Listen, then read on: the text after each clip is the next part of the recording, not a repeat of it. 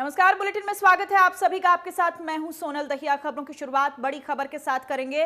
फरीदाबाद से बड़ी खबर, जहां पटेल नगर की झुग्गियां टूटने वाली हैं। कुछ ही देर में तोड़फोड़ का काम वहां पर शुरू हो जाएगा।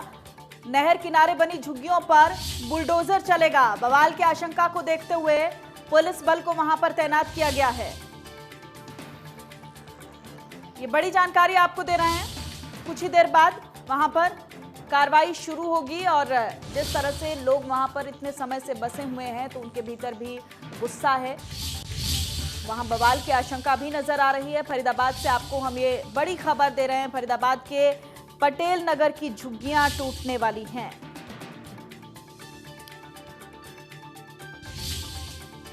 निगम की कार्रवाई वहां पर लगातार जारी है। फरीदाबाद की अगर हम बात करें, इससे पहले अरावली के जंगल में भी निगम की जो जमीन है उसको लेकर कार्रवाई की गई है और अब यहां आपको बता दें कि कुछ ही देर बाद तोड़फोड़ का काम शुरू होगा। नहर किनारे जो झुग्गियां बनी हुई हैं उन पर बुलडोजर चलाया जाएगा। बवाल की आशंका भी वहां पर नजर आ रही है। इसी को देखते हुए पुलिस बल तैनात किया गया है। कुछ ही दिन पहले ही तोड़फोड़ का नोटिस वहां पर चिपकाया गया था। और अभी अपडेट अपने दर्शकों को दे दें कि वहां पर तोड़फोड़ शुरू हो चुकी है। तो फरीदाबाद से आपको हम ये बड़ी खबर दे रहे हैं। देखिए, ये नोटिस चस्पा किए गए हैं। 2-3 दिन पहले यहां पर नोटिस लगाए गए थे झुग्गियों को खाली करने के लिए। देवेंद्र कौशिक हमारे संवाददाता ज्यादा जानकारी दे रहे हैं। देवेंद्र, अभी क्या सिचुएशन वहां पर है, क्या अपडेट है वहां से?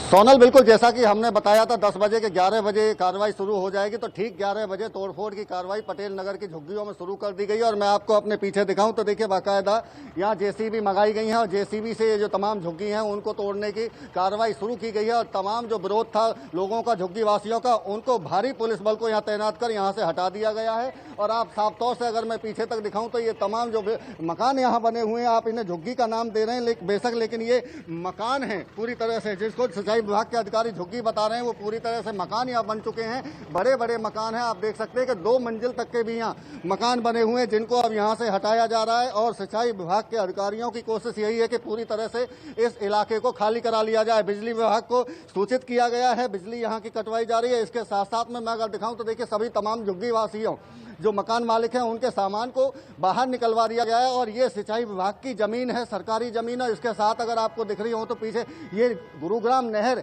ये इसी के बिल्कुल सटी हुई ये जगह है जहां ये इन मकानों को बनाया गया था। ये पटेल नगर का इलाका है, हाईवे से लगा हुआ इलाका है। और इस गुरुग्राम नहर के किनारे पिछले जिस तरह से आरोप है मकान मालिकों का और झुग्गी वासियों का, साफ तौर से उनका कहना है कि वो 40 से 50 सालों से यहाँ रह रहे हैं और उनका जीवन यहाँ निकल चुका है। काफी बच्चे यहाँ पहले से ही रह रहे थे, परिवार रह रहे हैं। और उस बीच में अब यहाँ झुग्गी वासियों की जब तोड़फोड़ की कार्रवाई शुरू की गई है तो कहीं ना कहीं जो विरोधी हैं, विपक्षी दल है, उनके नेता भी यहाँ पहुंचने शुरू हो गए। कांग्रेस की तरफ से कांग्रेसी नेता बलजीत कौशिक, आनंद कौशिक के भाई यहाँ पहुंचे हैं। इसके साथ साथ में पुलिस की तैनाती पूरी तरह से यहाँ की गई। और चूंकि यहाँ फ्लाई ओवर नेशनल हाईवे पर बनना है, उसके लिए इस झुग्गियों को यहाँ से हटाया जा रहा है। हम अपने BS रावत जो सिंचाई विभाग के एक्शन है उनसे भी बात कर लेते। सर, कार्रवाई की जा रही है, झुग्गियों को हटाया जा रहा है, वजह क्या है? कोई बात नहीं, कार्रवाई कर रहे हैं हम। अभी हमारी होने दो कार्रवाई है। नहीं, आपकी तो कार्रवाई तो चल ही रही है। हाँ, वो तो ये कार्रवाई, ये लोगों का विरोध है, साफ तौर से उनका कहना पहले से क्यों नहीं हटाया गया?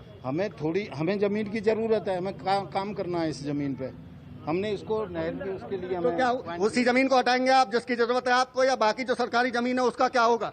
बाकी की बाद में देखेंगे। BS रावत साहब, पहले से क्यों नहीं सोचा आपने? जब ये झुग्गियां यहाँ बसाई जा रही थी तब आप कहाँ थे? ये 26 से 11 की जगह हाईकोर्ट से देखिए, कुछ लोग भी यहाँ पहुंचे हुए हैं। झुग्गी वासी क्या कहना चाह रहे हैं आप? मैं RAW का, पटेल नगर वेलफेयर एसोसिएशन का हम प्रेसिडेंट हरिलाल गुप्ता जी। हमारा देखिए अभी 28-60 को मिला है ये, और 26/11/2020 तक का है। देखिए, ये अपने कागज यहाँ दिखाते हुए दिखाई दे रहे हैं सोनल। और ऐसे में जो BS रावत, जो बिजली इसके सिंचाई विभाग के एक्शन है, वो साफ तौर से कैमरे पर मुकरते हुए और भागते हुए साफ तौर से देखे जा सकते हैं। चूंकि सवालिया निशान अधिकारियों पर भी है कि ऐसे में जब ये मकान बनाए जा रहे थे तब अधिकारी कहाँ सोए हुए थे। और लगातार साठगांठ के भी जिस तरह से विभाग पर आरोप लगते रहे हैं पहले से, और इसी का ये नतीजा है कि आज इन्हें यहाँ से विस्थापित होना पड़ रहा है। बिल्कुल लाजमी सवाल यहाँ पर उठाया है कि ये झुग्गियों से मकान बन गए। अब हम इन्हें झुग्गियां नहीं कह सकते हैं, झुग्गियों से मकान बन गए हैं। जब ये मकान बन रहे थे उस वक्त वहां पर एडमिनिस्ट्रेशन कहाँ था, ये बड़ा सवाल जरूर खड़ा हो रहा है। आपके आसपास कुछ लोग वहां पर नजर आ रहे हैं देवेंद्र, जो बाहर सामान रखकर बैठे हैं, हम चाहेंगे कि उनसे भी बातचीत की जाए। वो लोग कहाँ जाएंगे अब? बिल्कुल निश्चित तौर से उनसे भी बात करेंगे। देखिए, चूंकि आरडब्ल्यूए के जो आरडब्ल्यूए यहाँ बनाया गया था, उसके प्रधान भी यहाँ, क्या नाम है आपका? हरिलाल गुप्ता। हरिलाल गुप्ता, आप समर्थन में आए हैं इनके। आप चूंकि आप भी यहीं रहते हैं, अब जाएंगे कहाँ? यहाँ कार्यालय आरडब्ल्यू के सामने कार्यालय, आप जो मकान बने हुए हैं इनको तोड़ा जा रहा है, अब ये लोग जाएंगे कहाँ? ये तो सर कहाँ जाएगा कुछ पता नहीं। ये लोग तो सारे लोग दुखी हैं और किसी को कमरा नहीं मिल रहा किराए पे। जो 1000 रुपये कमरा 5-5 हजार रुपये मांग रहा है। लोग रात से भौंक रहे हैं और जो लोग छितर बितर हो रहा है और इनको जो है ये अधिकारी कुछ सोच नहीं रहे हैं। लेकिन आपके हाथ में जो ये कागज हैं, ये किस चीज के कागज? ये हाई कोर्ट का 28/8 को हमें मिला, हाई कोर्ट से 28/8/2020 को। लेकिन जो अधिकारी हैं वो साफ तौर से इसको कागज, इन कागजों को मानने से मना कर रहे हैं। वो कह रहे हैं कि ये अप्लाई किया है आपने, ऑर्डर नहीं है ये। सर ऑर्डर नहीं किया था, आप तो पढ़े लिखे, आप पढ़ रहे हो। ये नो डेमोलिशन का मतलब क्या, हमको ये समझा दीजिए हिंदी करके। लेकिन अधिकारी क्यों नहीं मान रहे इस ऑर्डर को? अधिकारी तो ये विधायक से बिके हुए हैं। ये देखिए, कहीं ना कहीं सरकार पर भी कुछ ना कुछ लोग आरोप, चूंकि इनके मकान टूट रहे हैं और ऐसे में आरोप भी लग रहे हैं। कांग्रेसी विधायक आनंद कौशिक पूर्व विधायक हैं, उनके भाई यहाँ पहुंचे हैं। इनके समर्थन में क्या कहेंगे बलजीत जी? इनके समर्थन में ये कहेंगे, पीछे चौटाला सरकार में बिठाने का प्रयास किया था।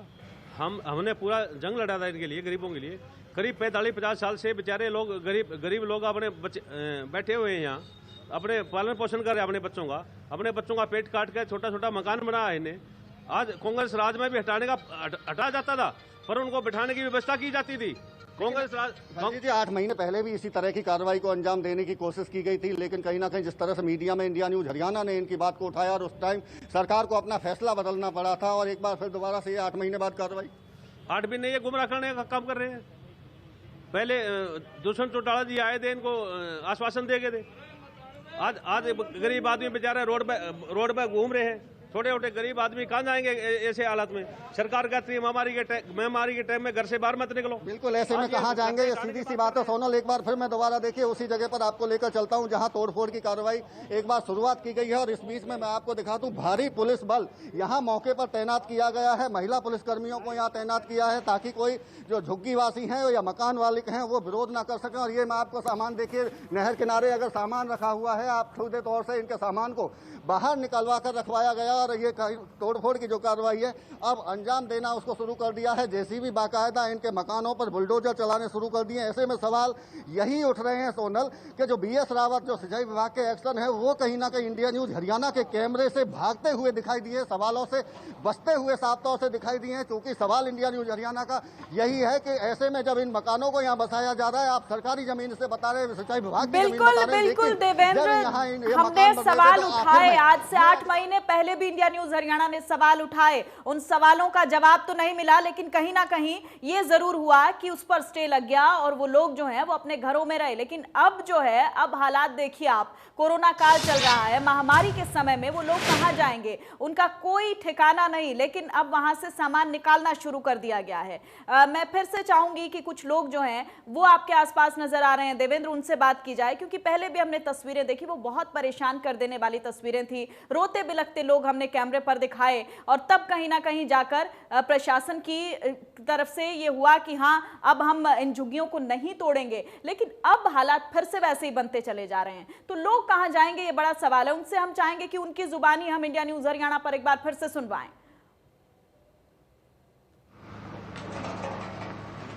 बिल्कुल सोनल, मैं देखिए बात करूंगा, कहीं ना कहीं जो लोग हैं इनके चेहरे पर मायूसी साफ तौर से देखी जा सकती है। और अब ये इसी सोच विचार में है कि जब कोरोना काल चल रहा हो, कोविड-19 के बीच में लोगों को घर से बाहर जाने में भी अगर मनाही हो, ऐसे में इनके जब आसियाने टूट रहे हो तो इनसे बात भी कर लेते हैं। आपका मकान कहाँ था?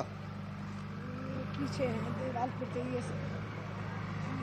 के सहारे सरकारी जमीन पर मैं बसी हुई। मैं 50 साल से रह रही हूँ। हमारे बच्चे पैदा यहीं हुए, यहीं बड़े भी हुए, शादी ब्याह भी यहीं की। नरेंद्र गुप्ता ने क्या बोला हम लोग को कि मैं झुग्गी तोड़ूंगा तो तुम लोग को जगह दूंगा। उसने मेरे हम लोग को बसाया ने पहले उजाड़ दिया। उसने कम से कम बसा देता तभी उजाड़ता। अब आपका आशियाना टूट रहा है आपके सामने, आपकी नजरों के सामने। ऐसे में अब आपके सामने भी समस्याएं खड़ी हो गई हैं, जाएंगे कहाँ आखिर, क्योंकि कोरोना भी नहीं का कहीं जगह नहीं है। अभी कहाँ जाऊँ, ये देखो सारा सामान यहीं पड़ा हुआ है। मैं किसके आगे हाथ जोड़ूं? ऑफिस दौड़ दौड़ के लेडीज हो गए। मैं गई तो माफी मांगने के लिए, जो गलती हुई हमें सजा दो, लेकिन बच्चे को मत भटकाओ। बच्चे लोग सब बेदखल हो गए, पढ़ाई लिखाई सबका बंद है लॉकडाउन से। और ऊपर से कहाँ जाओ, कमाने की नहीं, एक रेहड़ी लगाती थी, वो भी लगाने की व्यवस्था नहीं है। कहाँ कमाओ, कहाँ खाओ, कहाँ बच्चे का रखो। कमायो सारो यही में लगायो, भूखे प्यासे बालक बच्चे सगड़े यही है। 3 दिन से लगाया और कष्ट समय तो देते, कम से कम कुछ देते, कुछ बसाते। कितनी आत्मा दुखी करिए, कम से कम ऐसा तो करते, कम से कम गने ना तो यार सामान ले जाए कि नहीं पहले कर दे, हम खाली कर देते, हम मना ना कर रहे आपसे, कम से कम ऐसा। सोनल बिल्कुल देखिए, इनके आंखों में आंसू ये इस बात का गवाही है कम से कम कि इनको वक्त नहीं दिए गए और इसी वजह से अब इन्हें यहाँ से भागना पड़ रहा है। अब असमंजस इनके सामने ये है कि आखिर जाएं कहाँ, क्योंकि मकान आपके टूट रहे हैं, आपका भी मकान टूटा है। हाँ जी, हमारे तो 40 फुट के अंदर है मकान, यहाँ से नहर से 40 फुट अंदर है मकान, लास्ट वाली मकान है वो। लेकिन हम लोग को अभी टाइम नहीं दिया, 12 तारीख को नोटिस लगाया और आज 15 तारीख को तोड़ रहे हैं। हम लोग कहाँ तक करेंगे बताइए सर, हम लोग कहाँ जाएंगे? ना हम लोग को रहने की व्यवस्था किया, ना कुछ हमें टाइम दिया। ये कोई तरीका थोड़ी है इस तरह के करने के लिए। तो क्या आप किसी अधिकारी से या किसी नेताओं से, एमएलए से, अपने विधायक से मिले हो? उनकी तरफ से कुछ कहा गया हो? मिले हैं, लेकिन बताएंगे, मिले हैं, उनके पास बोला कि टूटेंगे तो टूटेंगे, लेकिन 25 फुट का लेंगे हम रोड के लिए, लेकिन पूरा तोड़ रहे हैं। ये गलत बात है ना सर, पूरा तोड़ने का। हमसे ये वादा किया था विधायक साहब ने कि हम 80 फुट अंदर की तरफ लेंगे, बस हमको पुल बनाना है और आगे नहीं लेंगे। जबकि हमको नोटिस वहाँ तक लगा दिया गया और कुल मिला के हम 48 साल से यहाँ पर रह रहे हैं, हमारा 3 पीढ़ी बदल गई यहाँ पे। अब बताओ ना, हमारे पास कोई प्लॉट है ना घर है, ना कुछ है, अब कहाँ जाए? काफी दूर के रहने वाले हैं। ड्यूटी जाते हैं सर, हम बैठ के घर में नहीं खाते हैं, ड्यूटी जाती हूँ औरत होके, 2 रोटी बच्चे को पालते हैं। देखिए, हम आपकी बिल्कुल समस्या समझ रहे हैं कहीं ना कहीं, लेकिन जो अधिकारी हैं वो इसको कह रहे हैं कि जमीन सरकारी है और उन्हें ये खाली करानी पड़ेगी चूंकि काम करने विकास के। आपने तो पहले तो की उनने का कुछ देंगे, अब तो कुछ भी नहीं दे रहे हो। अब हम खाली कहाँ कर करके नहीं है जामे, बताओ हम कहाँ कितने दिन आते यहाँ रह रहे हैं, कैसे कैसे गुजारा कर रहे हैं बालक बच्चे न को कमाया और इन्हीं में लगा। बिल्कुल देखिए, इनका आप दर्द समझ सकते हैं। ये तमाम महिलाएं वो हैं जिनके आशियाने आज इनकी आंखों के सामने यहाँ टूटते हुए दिखाई दे रहे हैं, धराशायी होते दिखाई दे रहे हैं। और ऐसे में अधिकारी वो जो इन्हें तोड़ने पहुंचे हैं, कहीं ना कहीं वो सवालों का जवाब देने से बचते हुए दिखाई दे रहे हैं। और सवाल इनका केवल यही है कि ऐसे कोरोना काल में वो जाए कहाँ, मौका क्यों नहीं उनको दिया गया, वक्त क्यों नहीं दिया गया? तोड़ने की जो कार्रवाई है उसको तोड़ने से पहले इनको वक्त दिया जाना चाहिए था। ये अभी भी इसी बात को कह रहे हैं। देवेंद्र, 50 सालों से लोग यहाँ पर बसे हुए हैं, उनके पास कोई और ठिकाना नहीं अब कहीं और जाने का। हम उनके दर्द को, उनकी तकलीफ को समझ सकते हैं और इंडिया न्यूज हरियाणा लगातार दिखा भी रहा है उन लोगों की दर्द भरी तस्वीरें, किस तरह से अपना सामान लेकर वो लोग बाहर बैठे हैं, लेकिन उनके पास कोई किसी तरह का घर आशियाना अब नहीं है। वो जाएंगे कहाँ, ये एक बड़ा सवाल है। विधायक का बार बार जिक्र किया जा रहा है, विधायक की तरफ से कुछ वादे किए गए थे, अब कहाँ है विधायक साहब?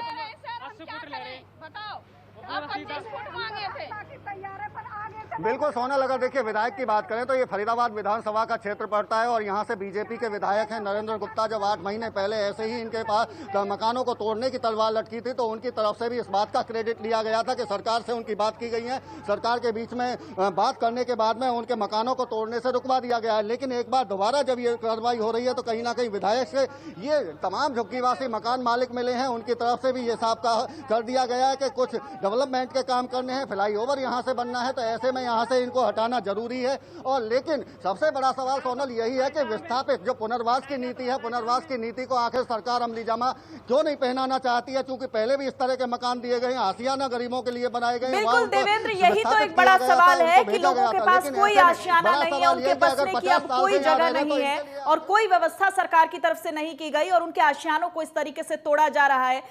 जाहिर तौर पर ये बड़ी नाइंसाफी है। अब ये जो 8 महीने का अंतराल रहा है देवेंद्र, हमने पहले भी खबर दिखाई, इंडिया न्यूज हरियाणा ने प्रमुखता से इस खबर को दिखाया। अब भी हम लगातार अपनी सामाजिक जिम्मेदारी को समझते हुए इस खबर पर लगातार हम बने हुए हैं। अब ये जो 8 महीने का जो अंतराल रहा है देवेंद्र, इस बीच जो है किस तरह के आश्वासन इन लोगों को दिए गए, या फिर इनको बार बार यही कहा गया कि अब आपके आशियाने जो है वो तोड़े जाएंगे, आपको कहीं और बसना है, इस तरह की बातें कही गई। अब ये 8 महीने का जो अंतराल रहा, इस बीच क्या घटनाक्रम रहा, वो मैं आपसे एक बार ब्रीफ चाहूंगी देवेंद्र। सोनल, बिल्कुल देखिए, अगर 8 महीने पहले की बात करें तो 8 महीने पहले जब नोटिस यहाँ चस्पा किए गए तो उसके बाद में लोगों का विरोध था और कहीं ना कहीं जो विपक्षी दल के नेता थे वो इनके समर्थन में आए और दुष्यंत चौटाला यहाँ उस समय डिप्टी सीएम ग्रीवेंस कमेटी की बैठक लेने के लिए यहाँ पहुंचे थे और ऐसे में उनसे इन जो झुग्गीवासी हैं, मकान मालिक हैं, उनकी तरफ से एक मुलाकात की गई थी और इन्हें आश्वासन दिया गया था कि तमाम जो कोर्ट के आदेश हैं उनके एग्जामिन करने के बाद में फैसला लिया जाएगा। और ऐसे में जब इंडिया न्यूज हरियाणा की तरफ से इस मामले को प्रमुखता से उठाया था तो उसके बाद में सरकार को फैसला बदलना पड़ा था। लेकिन अब अगर 8 महीनों के बीच की बात करें तो झुग्गीवासी और मकान मालिकों को साफ कर दिया गया था सरकार की तरफ से कि उन्हें यहां से नहीं हटाया जाएगा और जो पुनर्वास की नीति है उसके तहत इनको कहीं जगह देने की बात की गई थी। लेकिन इस 8 महीने के बीच में कुछ भी नहीं हुआ। हालांकि कोरोना काल को सरकार भी कह सकती है और ये लोग जो मजबूर हैं आज और विस्थापित यहाँ होते हुए दिखाई दे रहे हैं वो भी इसी कोरोना काल के जिक्र कर रहे हैं कि ऐसे कोरोना में वो जाए कहाँ। तो सबसे बड़ा सवाल यही है सरकार पर भी और इन अधिकारियों पर भी और इस विभाग पर भी कि 8 महीने आखिर निकाल दिया आपने, उसके बाद में एक बार फिर आप जेसीबी लेकर यहाँ पहुंच गए और उनके मकानों को धराशायी करना शुरू कर दिया। तो इन 8 महीने के अंदर आपने इन लोगों के लिए क्या किया, इन लोगों को बसाने के लिए क्या आपने कोई नीति बनाई? बेशक सरकारी जगह पर रह रहे हैं लेकिन ये 50 साल छोटे वक्त नहीं है, 50 साल एक लंबा वक्त। जब इतने दिन से वो यहाँ रह रहे थे तो ऐसे में आखिर इनका हक बनता है कि जो सरकार की नीति है, नियम है, उनका वो पालन हो और उनके तहत उनको मकान दिए जाए। तो ये तमाम तरह की इन 8 महीनों के बीच में कोई कोशिश ना सरकार की तरफ से की गई और ना ही विभाग की तरफ से। जी बिल्कुल देवेंद्र, यही एक बड़ा सवाल है और अब हम देख रहे हैं इस मुद्दे पर राजनीति भी गर्मा गई है। जो विपक्ष के नेता हैं वो वहां पर पहुंच रहे हैं। क्या कोई सरकार का नुमाइंदा भी पहुंचा इन लोगों को आश्वासन देने के लिए कि हाँ आपको कहीं और सुरक्षित जगह पर बसाया जाएगा?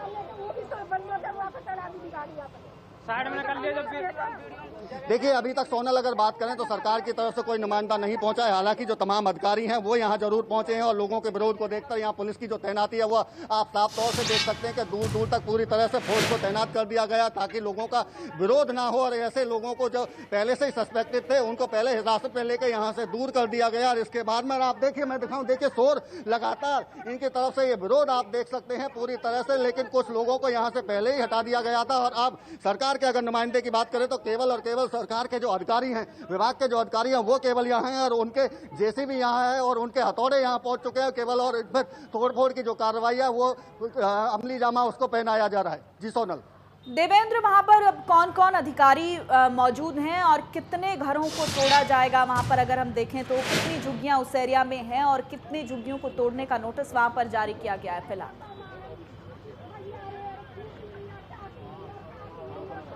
बिल्कुल, देखिए, अगर सरकारी विभाग की बात करें, सिंचाई विभाग के अधिकारियों की, तो उनका साफ तौर से कहना है कि 40 से 50 ऐसे झुग्गियां हैं जिनको यहां से हटाया जा रहा है। लेकिन अगर मैं आपको दिखाऊं तो ये जो लंबी दूरी अगर मैं कहूं तो ये नेशनल हाईवे आगे है जहां वो आपको अगर दूर तक गाड़ी दिख रही हो तो वहां से ये शुरुआत इसकी झुग्गियों की या मकानों की तोड़फोड़ की शुरू की गई है। और ये करीब 500 मीटर का एरिया है जो आगे तोड़ा जाना है। और ये जितने भी आप यहाँ मकान देख रहे हैं इन तमाम मकानों को यहाँ से तोड़ा जाएगा, इनको यहाँ से हटाया जाएगा। और ये पूरी जो कार्रवाई है पूरे दिन चलने वाली है। और कहीं ना कहीं जिस तरह से 40-50 झुग्गियों की बात की जा रही है वो 40-50 नहीं है, 200 से 250 ऐसी ये झुग्गियां हैं जहां ये कार्रवाई होने वाली है। देवेंद्र, अभी ये जो प्रोसेस वहां पर चल रही है इसका कितना समय वहां पर लगेगा और लोग जो वहां पर नजर आ रहे हैं, हालांकि सुरक्षा बल इन लोगों ने बुलाया हुआ है वहां पर कि किसी तरह का बवाल जब पैदा हो तो उस सिचुएशन को भी टैकल किया जाए, लोग जो है हम देख रहे हैं रोते बिलखते ही नजर आ रहे हैं। देवेंद्र, वहां पर विरोध की सिचुएशन में भी लोग नहीं है, उनके दर्द को हम, उन तकलीफ को हम समझ सकते हैं। हम तस्वीरें दिखा रहे हैं अपने दर्शकों को, हम खुद भी तकलीफ में उन तस्वीरों को देखकर कि महिलाएं वहां पर रोती बिलखती नजर आ रही हैं। विरोध का समय नहीं है, ये दर्द भरी तस्वीरें हैं।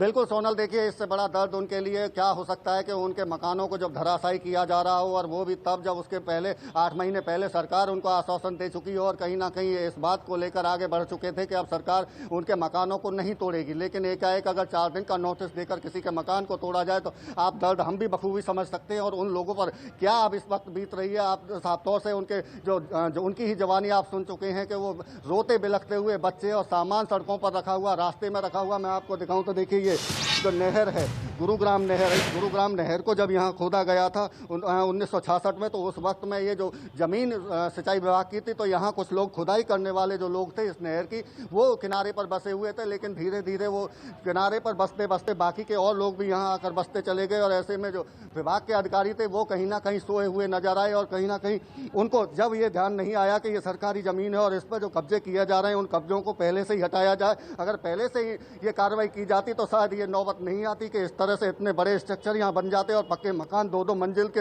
यहाँ मकान बना दिए गए थे। तो ये कहीं ना कहीं जो अधिकारी है उनकी भी बड़ी चूक माना जा रहा है। और इसी वजह से आज जब इंडिया न्यूज हरियाणा सवाल उठा रहा है और BS रावत जो सिंचाई विभाग के एक्शन है उनसे साफ तौर से सवाल किया गया, तो वो इसीलिए भागते नजर आए क्योंकि उनके पास में कोई जवाब नहीं था। और ऐसे में 8 महीने बिल्कुल देवेंद्र, इंडिया न्यूज हरियाणा लगातार इस मुद्दे पर सवाल उठा रहा है और सरकार के नुमाइंदे अगर हमें देख रहे हैं तो ये सवाल उन पर उठने लाजमी है, अधिकारियों पर भी उठने लाजमी है। और हम सवाल लगातार पूछते रहेंगे क्योंकि ये सवाल अपने आप में बहुत अहम है उन लोगों के लिए जो 50 साल से वहां पर बसे हुए हैं। उनके पुनर्वास की कोई व्यवस्था जो है वो सरकार की तरफ से नहीं की गई और यहां पर तोड़फोड़ की जो प्रक्रिया है वो शुरू कर दी गई है। देवेंद्र, आप वहां मौके पर मौजूद हैं, तो ऐसा लग रहा है कहीं ना कहीं कि जो संख्या दिखाई जा रही है कितनी झुग्गियां तोड़ी जाएंगी, तो उससे कहीं ज्यादा वो संख्या है जो अभी तोड़ने की प्रोसेस जिन पर चल रही है, संख्या कम दिखाई जा रही है।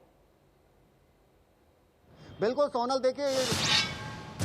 सोनल, देखिए संख्या कम बताई गई है। का पहले इनको 30 से 35 झुग्गियां बताया गया था, जिन्हें ये झुग्गी नाम दिया जा रहा है अधिकारियों की तरफ से, वो पक्के मकान हैं। इसके साथ साथ में जब मौके पर इंडिया न्यूज हरियाणा पहुंचा और आप पूरी तस्वीर हम आपको दिखा रहे हैं कि जिस तरह से देखिए ये हाईवे से लेकर इसको अगर शुरुआत की जाए इस हाईवे से, तो ये धीरे धीरे इधर अगर इसको बढ़ा जाए, दिखाऊं मैं आपको, तो पूरी एक लंबी दूरी में ये मकान बने हुए हैं और बीच में एक बड़ा मंदिर आप देख सकते हैं कि ये बीच में एक मंदिर बना हुआ है और काफ़ी बड़ी जगह में ये मंदिर है, बड़ा मंदिर इसको कहा जा रहा है। इसके साथ साथ में झुग्गियों को आगे तक अगर दिखाया जाए तो कम से कम 500 मीटर में के दायरे में ये झुग्गियां, हालांकि झुग्गियां 3 किलोमीटर के दायरे में हैं, लेकिन जो पटेल नगर की बात की जा रही थी 2500 से ज़्यादा यहाँ मकान है, लेकिन अब केवल इस 500 मीटर के दायरे की झुग्गियों को और मकानों को यहाँ से तोड़ने की बात की जा रही है। लेकिन कहीं ना कहीं डर अब पटेल नगर के लोगों को ये है कि पहले इनको हटाया जाएगा, उसके बाद में उनके मकानों को भी यहाँ से तोड़ा जाएगा।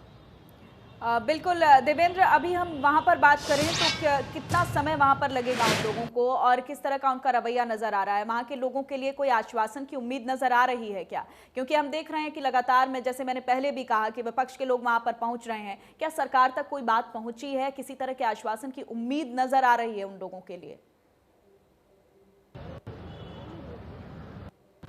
देखिए, अभी अगर उम्मीद की बात करें तो सोनल फिलहाल कोई उम्मीद नहीं है, कोई राहत मिलती नजर नहीं आ रही है। और साफ तौर से क्योंकि तोड़फोड़ की कार्रवाई शुरू की जा चुकी है और ऐसे में साफ कर दिया गया सिंचाई विभाग के अधिकारियों की तरफ से कि जब नोटिस दिया गया था तो नोटिस देने के साथ साथ में उन्होंने अपनी तोड़फोड़ की कार्रवाई को अंजाम देने के लिए भी तैयारियां शुरू कर दी गई थी। और पुलिस 2 दिन के लिए, 15 सितंबर और 16 सितंबर 2 दिन के लिए पुलिस मांगी गई है सुरक्षा व्यवस्था को देखते हुए कि 2 दिन की ये कार्रवाई चलेगी तोड़फोड़ की। तो ऐसे में कह सकते हैं और समझ सकते हैं कि ये जो कार्रवाई है लंबी चलने वाली है और आज ये पूरे दिन की कार्रवाई रहेगी। इसके साथ साथ में अगले दिन 16 यानी कि कल के लिए भी पुलिस पहले से ही विभाग के अधिकारी मांग चुके हैं। तो आप समझ सकते हैं कि कितनी बड़ी ये कार्रवाई होगी और कितने लोगों को यहाँ से जाना पड़ेगा और कितने ये मकान हैं जो तोड़े जाएंगे। जी सोनल। बिल्कुल देवेंद्र, सवाल यहाँ पर ये तो उठ ही रहा है, सवाल यहाँ पर ये भी उठ रहा है कि कोरोना काल में इस तरह की कार्रवाई, जहाँ पर आप नियमों, रेगुलेशंस, रूल्स की बात करते हैं, भीड़ इकट्ठा नहीं होने देना, सोशल डिस्टेंसिंग रखना है, मास्क का प्रयोग करना है, तमाम तरह की बातें जो हैं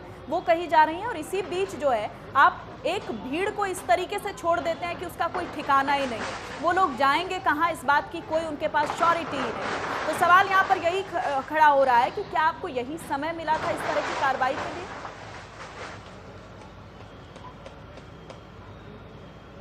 बिल्कुल सोनल, देखिए सवाल कई तरह के खड़े हुए हैं। हम कल की कार्रवाई देख चुके हैं नगर निगम की तरफ से, जो अरावली सूरजकुंड रोड पर 1200 मकानों को वहां धराशायी किया गया था। सवाल वही बार बार निगम के अधिकारियों से भी यही था कि जब वो इतने बड़े स्तर पर मकान वहां बना दिए गए थे, लेंटर के पक्के मकान थे, 2-2, 3-3 मंजिल के वहां मकान बन चुके थे, और अब जब सुप्रीम कोर्ट का डंडा चला तो आप जेसीबी लेकर और बुलडोजर लेकर उनके मकानों को धराशायी करने के लिए पहुंच गए। और यही आज हमको देखने के लिए फरीदाबाद के इन झुग्गियों में और मकानों में मिल रहा है। पटेल नगर की जहां तोड़फोड़ की कार्रवाई आज शुरू की गई है, तो सबसे बड़ा सवाल यह है कि आखिर उस वक्त अधिकारी कहां होते हैं जब इस तरह के मकान वहां बना दिए जाते हैं, और ऐसे में जब 50 साल से लोग वहां रह रहे हों और उसके बाद में उनके मकानों को तोड़ा जा रहा हो, तो ये दर्द हम भी समझते हैं कि ऐसे में कोरोना काल के बिल्कुल बीच में देवेंद्र, सरकार की तरफ से तमाम तरह की एहतियात बहुत गहराई से समझ रहे हैं, तभी हम लगातार ये दर्द लोगों को बहुत समय से दिखा रहे हैं। 8 महीने पहले भी इस दर्द को हमने दिखाया और आज भी हम इस दर्द पर लगातार बरकरार हैं। बहुत शुक्रिया देवेंद्र आपका, इस खबर पर आप बने रहिएगा, हम अपडेट आपसे लेते रहेंगे। तो सवाल यहाँ पर यही है, देखिए कि 50 साल से, हम इसको झुग्गियां नहीं कहेंगे, ये मकान बन गए हैं, 50 साल से लोग यहाँ पर रह रहे हैं और अब उनका कोई ठिकाना नहीं है, और इस तरह से कार्रवाई जो है वो शुरू कर दी गई है। सवाल यहां पर यही है कि लोग अब जाएंगे कहां, जो लोग बेघर हो गए हैं उनका क्या ठिकाना। फिलहाल एक छोटे से ब्रेक के लिए रुकेंगे, फौरन आते हैं।